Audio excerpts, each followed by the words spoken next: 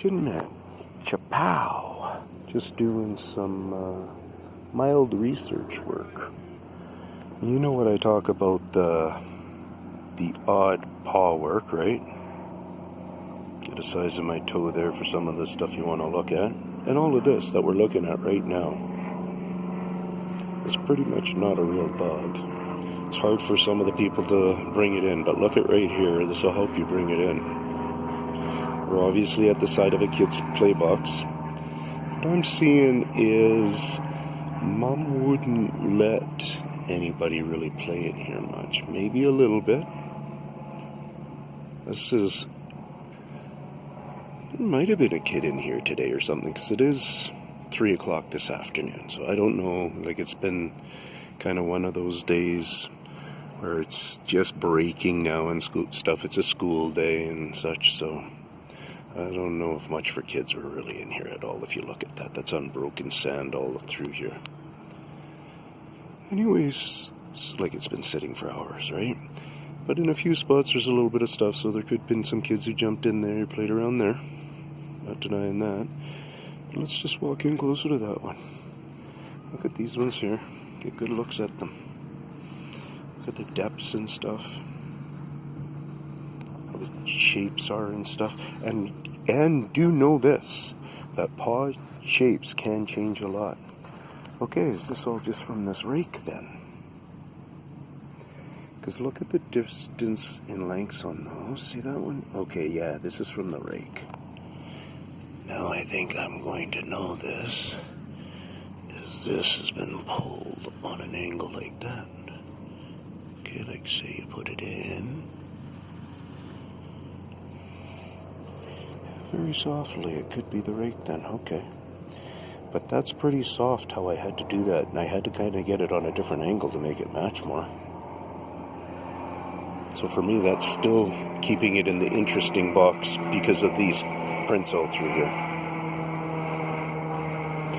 And I'll tell you another thing is, at these two trees here, I hung out at these two trees. I don't remember the full story anymore. I think I did leave it on a video, so it's recorded. But basically I hung out here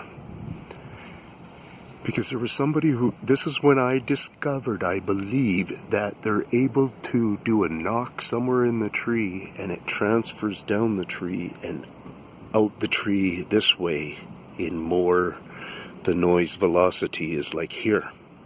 But I think it's a transfer of noise, just a little technique that they use. And it happened in this tree, and it happened in that tree. More so I remember it in this tree. But in kind of a unison, they were together. And two, I don't know if it happened and then I came back there, or I just stayed for both of the times it happened. But it was a kind of a thing like that. And it was a couple of knocker, I think, like knock kind of thing, and coming out here. And yeah, that very weird. This tree here has always been in my investigation because how it's changed. The city came and trimmed it back, or else the branches would be way out here. It's not a very old tree at all. And then look at all that weirdness that's still going on there.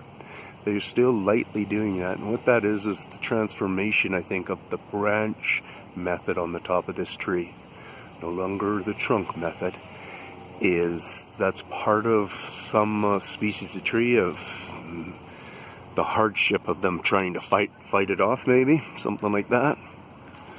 So if we look at that shiny part right kind of centered now, that's branched, that's being convinced to be tree trunk in a way, is how I see it. And then they reshape the little guys that come out of it, or they score them in such a way. That's why you see such long, weird growths and stuff, because there's just a lot of confusion. But if you really look at how these branches, these ones look like they're all getting spun up now, where the tree's just going a little wonkers, but they're generally not shooting out like a foot and stuff. And like that one right there, I'd say is a 14-incher.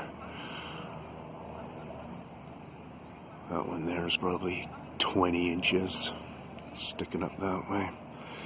Anyway, so I'm still at that big park where I've been quite a few times, and where's that mountain back there, hillside, from my original place that I videotaped back in the parking lot. we're soon not going to be able to see that hillside. Reason is all these trees here are growing so much, and just this year they're blocking the view out.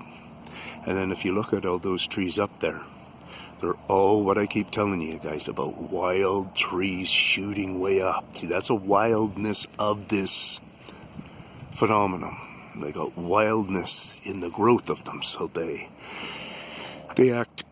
can act peculiar within their own species, not really even act. So now we look at this tree right here, and we're at a point where we don't even know where the top is there anymore.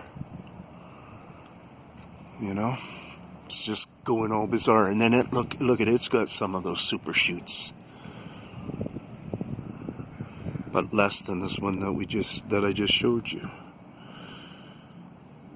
You know, there's a lot of an amazement that people are walking around in their gardens and in their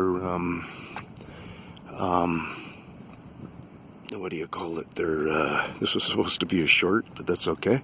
If you're still there, you're still there. What am I saying then? Like they're amazed by how their gardens are acting this year and stuff. There's a lot of people out there doing that. So, peace out. Just become more aware of what's going on.